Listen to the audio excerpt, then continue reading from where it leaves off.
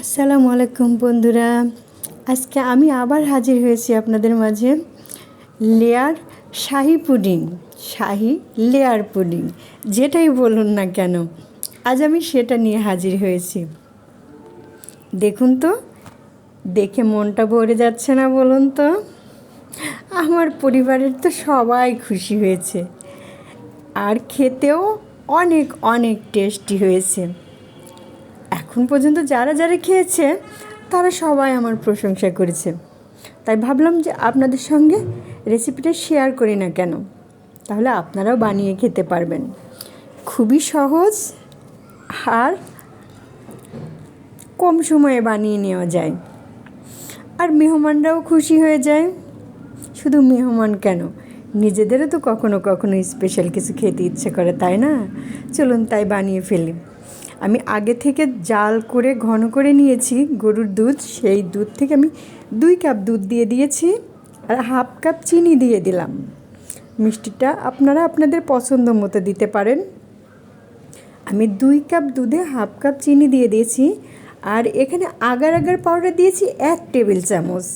আর সেটা গুলানোর জন্য আমি এক্সট্রা পানি ইউজ করিনি, আমি দুধটাই ইউজ করেছি। সেটাকে সুন্দর করে গুলে এই দুধের মধ্যে দিয়ে দিচ্ছি। পুরো আগার আগাটা খুব ভালোভাবে মিশিয়ে নিয়ে তারপরে দুধের মধ্যে দিতে হবে, না হলে আলাদা আলাদা জমাট বেঁধে যাবে, তখন জিনিসটা পারফেক্ট হবে না। জাল করা হয়ে গেলেই আমি একটা পাত্রে ঢেলে নিচ্ছি, সাইডে রেখে দেব আধা ঘন্টা পরে আমার এটা জমাট বেঁধে যাবে। আমি এখন নেক্সট আরেকটা লেয়ারের জন্য রেডি হচ্ছি। আমি আবারও 2 কাপ পানি নিয়ে নিয়েছি, আর 1 টেবিল চামচ আগার আগার নিয়ে নিয়েছি, আর হাফ কাপ চিনি সেই একই মাপে আমি নিয়ে নিলাম। নিয়ে এখন আমি যেহেতু লেয়ার আর ফুড কালার ইউজ করছি, এজন্য 2-3 ফোঁটা রেড ফুড কালার আমি ইউজ করছি। আপনারা আপনাদের পছন্দ মতো যে কোনো কালারটা ইউজ করতে পারেন। আমি লালটাকে ইউজ করেছি। আর সব কিছু ভালোভাবে মিশিয়ে আমি এটাকেও খুব ভালোভাবে জাল করে নেব। এই দেখুন, আমি জাল করে নিচ্ছি। এখনই আমি আমার চুলাটা অফ করে দিব। অফ করে দিয়ে এই ধরুন 2-1 মিনিট নেড়ে নিয়েছি। আমি নেড়ে নিয়ে 3-4 মিনিট আরও ফ্যানের বাতাসে একটু হালকা করে নিয়ে আমি তারপরে এই যে লেয়ারটা বানিয়ে নিয়েছি এটার উপরে ঢেলে দিব। এই যে দেখুন বন্ধুরা, আমি ঢেলে দিচ্ছি।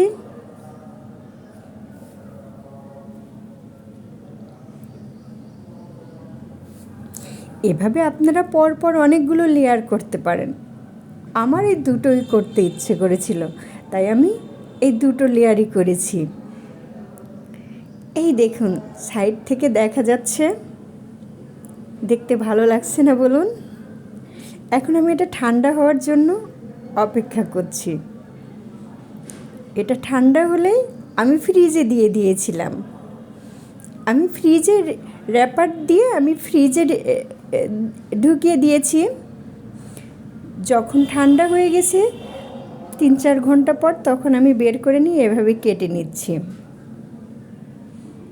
এই যে দেখুন, প্রথমে লম্বা লম্বি কেটে নিয়েছি, তারপরে সাইড। এই যে দেখুন, এভাবেই আমি কেটে নিয়েছি। এখন পরিবেশনের জন্য একদম রেডি। বন্ধুরা, কেমন লাগছে কমেন্ট করে আমাকে জানাবেন, আর লাইক করে শেয়ার করে আমার পাশে থাকবেন।